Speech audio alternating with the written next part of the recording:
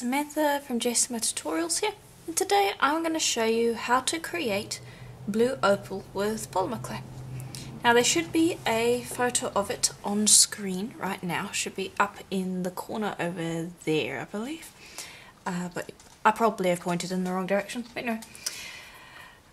This is Primo Translucent White. Primo Translucent will work as well. This one just gives off a blue tint once baked rather than a yellow tint.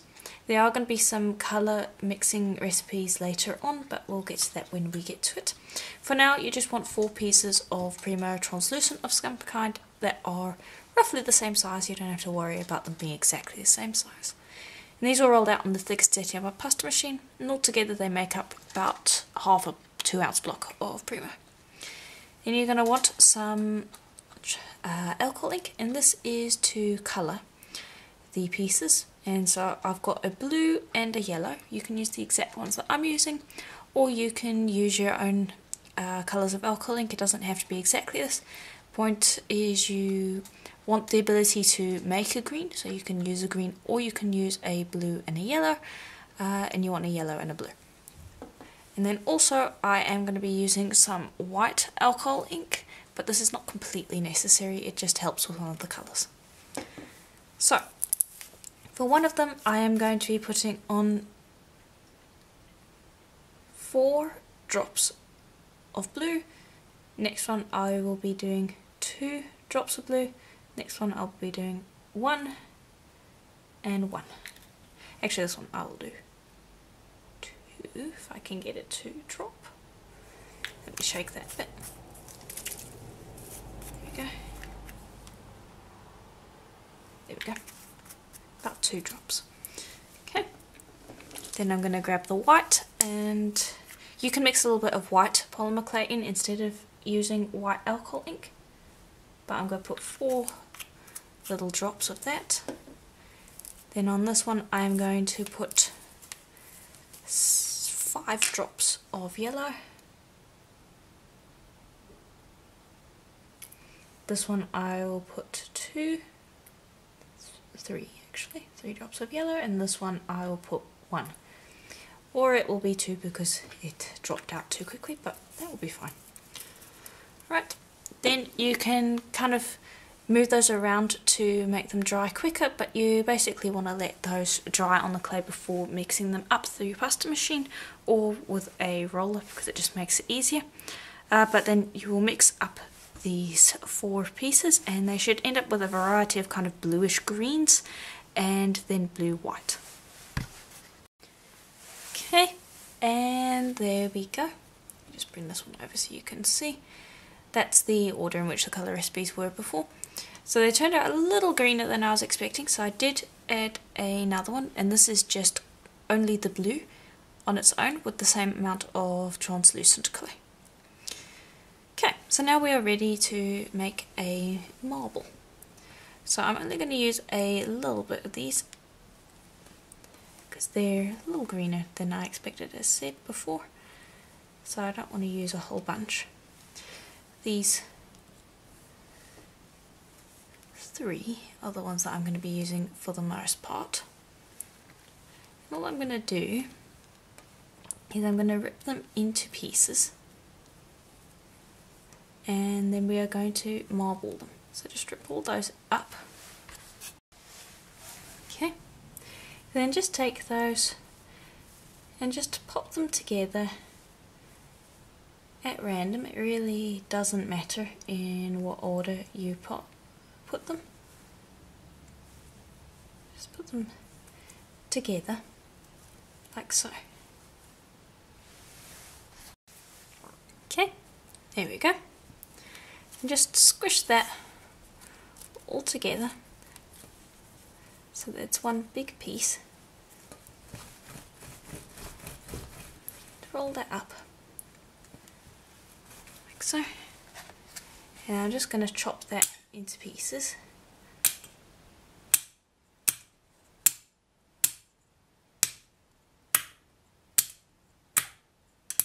Okay.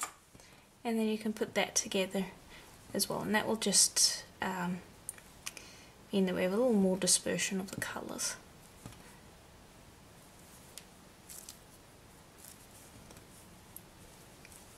like so.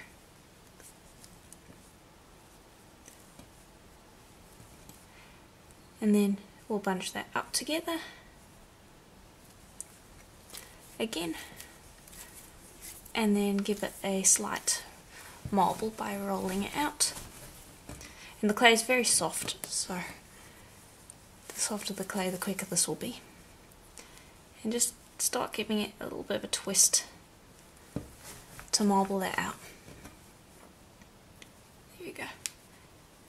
And because of the way we put it together by chopping it up and then starting to twist and marble it up, you should get a slightly more varied pattern.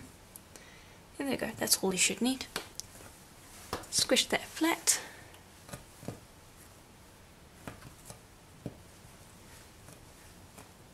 And you're not going to have a very prominent pattern, it's just going to have slight variation. The actual patterning is going to come in a minute when we start popping the browns on. Okay, just flatten that out till it's about as thick as your thickest setting on your pasta machine. You can even roll it through the pasta machine if you want to. I'm not too worried about doing that, and I don't want to risk getting stuff on it from the pasta machine, especially since I've just put alcohol ink through there. Remember to clean your pasta machine thoroughly after doing that if you don't want colour transfer. There we go. That should do. I'm going to put that to the side, and then we're going to move on to the next step. The next bit is going to contain those colour recipes I was talking about. And you can use raw sienna and burnt umber for this if you want to, and you don't want to worry about colour recipes. But what I've done here is I've taken 1 Prima orange, 2 raw sienna and 8 translucent, and I've mixed that together into a colour recipe. I have done how to make colour recipes before, so just look that up on the channel and it should be there. This is equal parts burnt umber to equal parts raw sienna, and they've all been rolled out on my thinnest setting on my pasta machine. And what I'm going to do is I'm just going to stack that. I'm going to remove most of the extra there, not too worried about it being perfect. And then I'm going to run that through again on my thinnest setting. Okay, and there's how it looks. Okay, then I'm going to bring over our piece again. Just going to pop that down, and I'm going to put this burnt umber side down. Smooth that over to get rid of the air bubbles. Okay, gonna trim away that extra. Can use that again in a bit if we need. Okay, I'm just gonna make sure to get rid of those air bubbles. There we go. Even give it a quick roll to help with that, and to even thin it out a little further. There we go. Then just going to trim that up a little bit just to help tidy it up a little bit.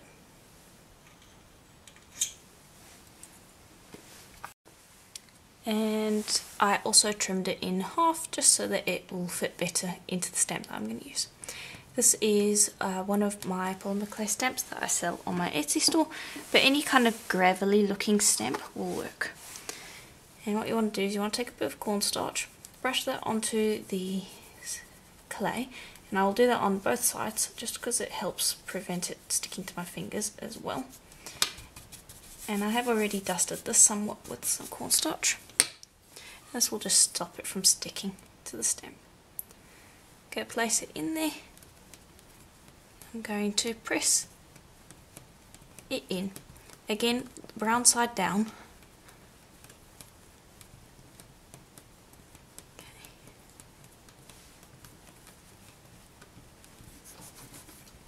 Okay. And that should just about work. Don't need it to be a perfect stamp. Just going to lift and check. Press a little deeper. But you just kind of want a gravelly stone-like texture. bit better. This clay is quite sticky, but it should come out. There we go. Then just clean up the cornstarch. Okay, and then before you start shaving, just have a piece of paper off to the side to hold it once you've shaved it, and just shave off some pieces.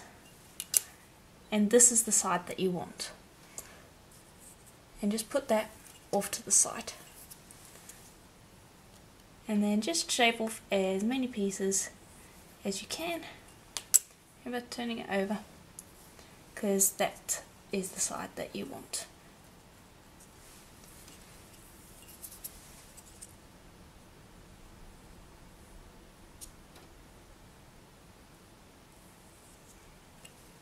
Okay, and you can see how that looks.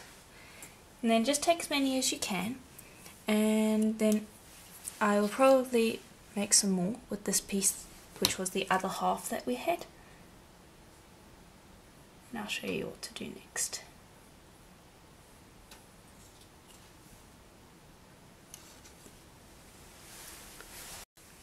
Okay, and here's how it looks when I'm done. Then what I'm going to do is I'm going to take this and I'm going to run this through on the thinnest setting of my pasta machine, just to stretch it out, and then we can start to make our cabochons. Okay, and here's how that looks. I'm going to flip that over so the brown side's facing down, and I'm going to bring over some white that was rolled out on my thickest setting, and I'm going to just stack that. And then just trim away the extra.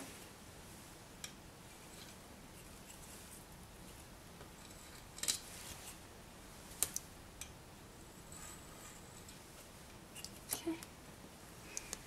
And that's going to be the base for our cabochons. Here we go.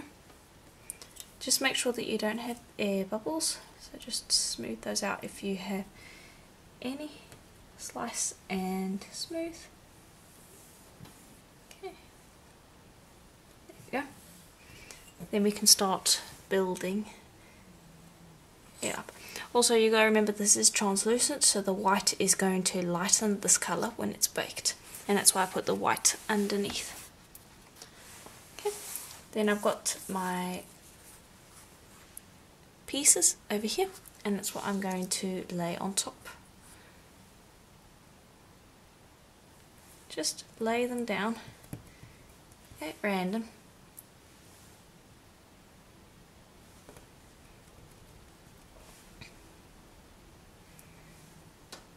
Like so.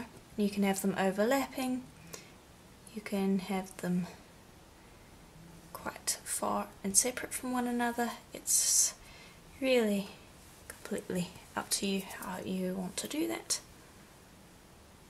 Just place them down across the surface. Okay, there we go. I'm going to pop the piece of paper over the top, and I'm just going to give it a burnish. I might actually just use my roller to give that a good old burnish, just to flatten it all out. Okay, and there we go. Let me lift that up and show you what it looks like.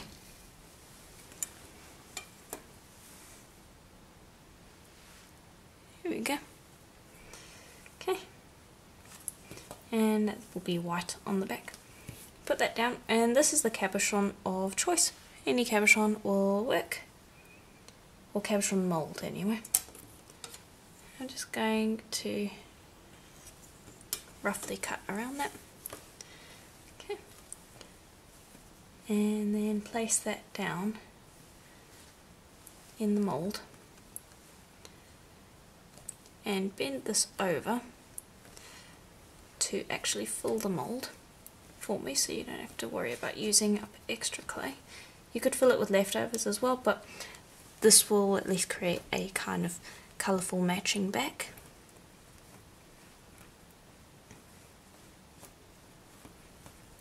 There we go. And it's already too much clay, but that will be fine. I can work with that. Just give it a good roll actually. This looks quite nice. You could even use that, because we're going to be shaving it off. You could use it separately with another piece.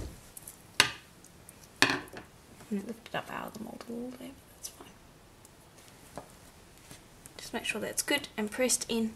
And you can see from that side how it looks, and I can see that there's a little air bubble there. So keep pressing there.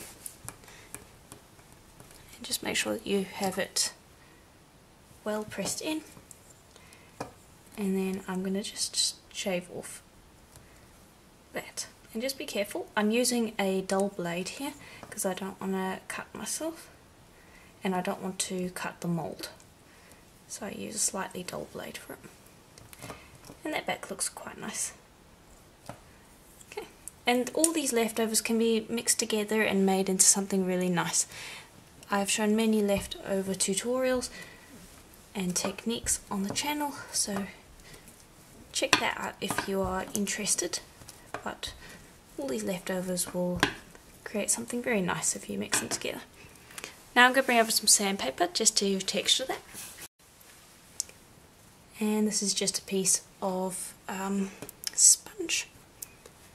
And this means that we won't have to sand it on the back. Just gives that a nice textured finish, while simultaneously making sure that it's in the right shape in the mould at the same time as well. You can still see what it looks like there. Then if the clay's very soft, I might want to freeze this, but we'll see. I think it should be okay. Freezing it will cool the clay down and make it easier to demold, so if you're having any trouble with your molds, that's the way to go about it. But there we go. Remember, we are going to sand this, and it also has to clear up translucent wise, so it is going to change colour in the oven. Just smooth around the edges. There we go, got a nice little caboche on there. Then I'm going to make another one. Okay, and there we go. I'm going to put that into the oven for a full hour at Burroughs recommended temperature, and then we'll need to give them a sand and we'll turn them into a pair of earrings. Okay, and here they are out of the oven. And the colour change actually is not that much. Let me bring over the original piece. It's darkened up a little bit, but in general it's not changed as much as I expected it to, which is good. Yeah.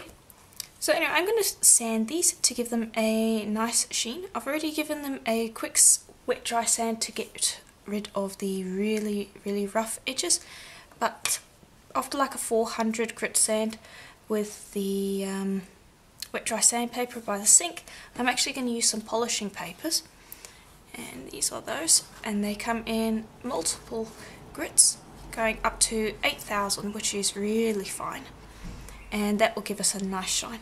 I'm going to skip the first 2 grits because this is not rough enough to warrant those 2, and then give them a sand. And you can sand with these underwater as well if you want to. Also, if you end up using them a lot, you can also wash them because they will clog up a little bit. But you can just give them a little sand like so, and they should clear up really nicely. Now I just want to specify that I'm not doing blue opal like I have in the past. I should link some of my previous tutorials in the description below the video, because I have done true blue opal before. This is not the typical blue opal. I'm forgetting the name for a second. It's Andean blue opal, which is a lot more green. Now these pieces came out too green for my liking. I would use a lot less of the yellow and a lot more of the blue if I were to do it again. But that's the blue opal that I am trying to create. If you want something that is really blue, then have a look at the description below. There will be links to much more blue opal. And you can see here how it's already giving it a shine. We haven't even buffed it yet. And I'll do the same with the other one. And then we can give it a buff. Okay, there we go. And you can see that they've already got a really nice shine to them. So if you don't have a buffing wheel, you can just rub this against a piece of denim and you'll get a decent buff on it without any of the next steps. But if you want to get it to a really high shine, you can add some Renaissance wax and use a Dremel tool to really get that shine going. I've just got some of the wax here. Put some on both. Okay, there we go. Just rub that over the whole piece. And again, this is not necessary because it's all baked into the piece, so there's no need to seal it. This is just to give it an extra shine. Then I'm going to bring over a Dremel 3000 and a little buffing wheel. If you're looking for this kind of buffing wheel, it works really well. I also have that on my Etsy shop along with the polishing papers. Now this makes a little bit of noise, so I'd advise turning the sound down a little bit.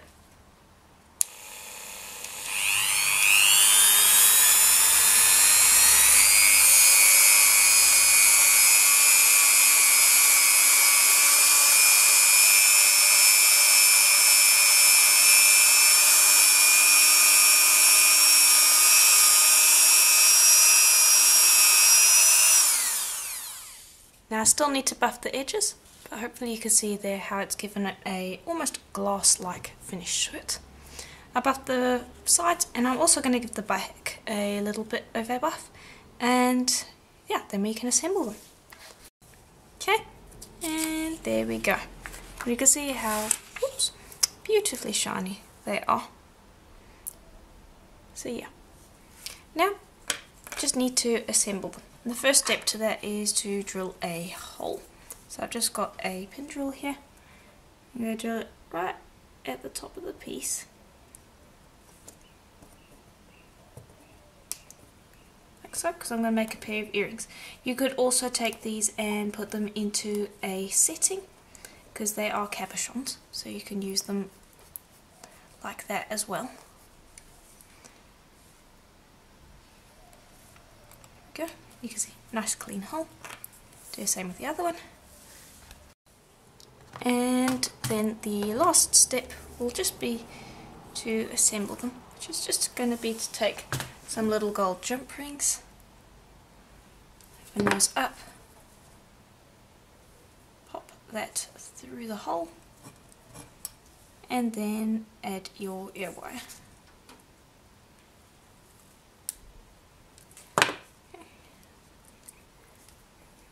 There we go. And I actually think I might want to add a little something else to that, so let me just open that up again, take out the ear wire, and I'll show you what I mean in a moment. I'll just leave that the way it is. And so what you'll need is just a little head pin or eye pin work, 2 little gold spacers, and a bead of any sort that will work with your piece. I've chosen this imitation turquoise because it matches quite well with the piece.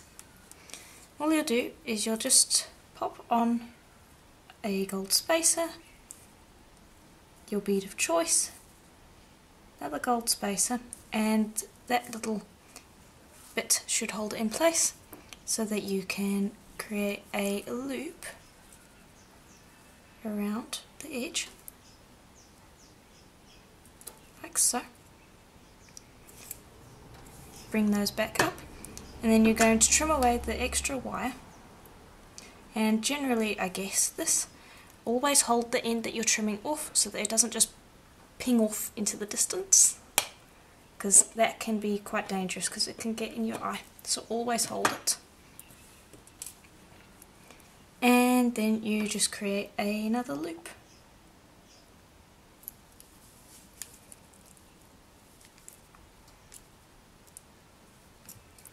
Here we go. Then angle them so that they are sitting flush with each other. Here we go. And then you can proceed to create the earring like normal, where I will put a jump ring against the thing. Pop that on. Then you close it, like so. And then open up the loop on the other end. I'm trying to show all this on camera, it can be very fiddly, but I think I'm getting it all. You put your ear wire on, and you close it back up. Okay. And there we go. And there we are. That's how they should look. Let me just bring it in so you can see them better. There we go. And yeah, they look quite nice. I really like this technique that I tried out for the stone. I think it looks quite nice, and I might actually try to make a different kind of faux turquoise in the future using the same effect, because it looks quite nice. Let me know in the comments below if you'd like to see me play around with a turquoise effect like this. But yeah, there should be a poll for the next faux stone that we're going to create in the community tab if you want to participate in that, because this was a community voted stone. But yeah, if you enjoyed the tutorial, please do let me know in the comments below, and consider liking the video as it's for free and it really helps the channel out and is greatly appreciated. And as always, I will see you in the next video. Bye for now.